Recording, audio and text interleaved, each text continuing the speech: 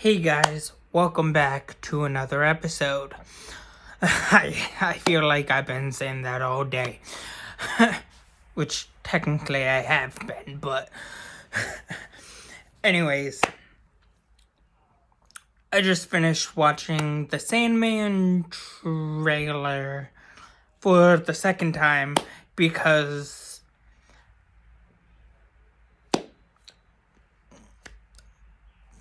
it's technically a Lucifer spin-off, kind of prequel, kind of spin-off type thingy-majiggy situation. But it's still a part of the Lucifer side of things, which I love because, let's face it, Lucifer is a great show. It's one of the best things I've watched that came out of 2016. It's DC TV shows. And oh man, I can't wait for August 5th. Man, August 5th looks like it's gonna be hellish. No. I kid. I don't know what the right terminology is going to be. Dreamy, I guess. Looks like, yeah, August 5th looks like it's gonna be dreamy. If that makes sense, I don't really know. But all I can say is, as a person who loves superhero stuff and like nerdy stuff, this is gonna be a great show. I hope it's going to be a great show. At first I thought it was going to be a movie, but turns out it's gonna be a show, which takes place in modern times or modern day, which makes sense because if we look at the timeline, it will probably take place in the modern day setting. It would take place in 2021, which makes sense, which would still technically be modern day, which is great. Man, last year was a crazy year, wasn't it? Now, however, I would put it somewhere between, I would say, on a rough estimate, since it's technically a Lucifer spin-off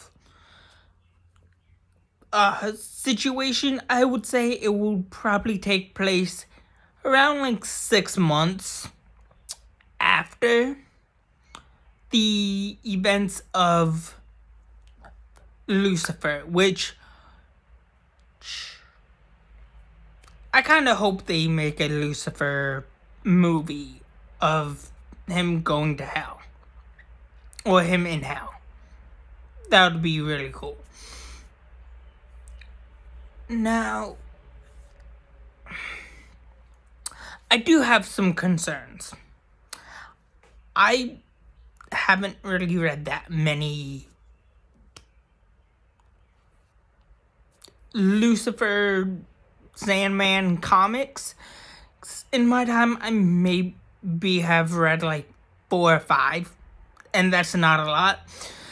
But I love the premise and the idea behind the Sandman, this version of Sandman, the Sandman, and his connections to Lucifer from the DC Vertigo comics side of things, which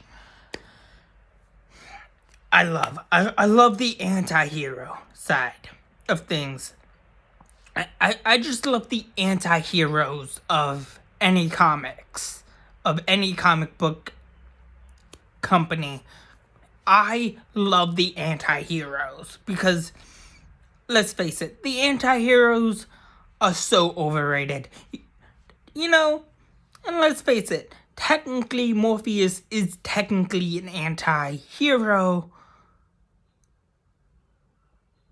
because of the powers he possesses. He is the king of the dream, or the lord of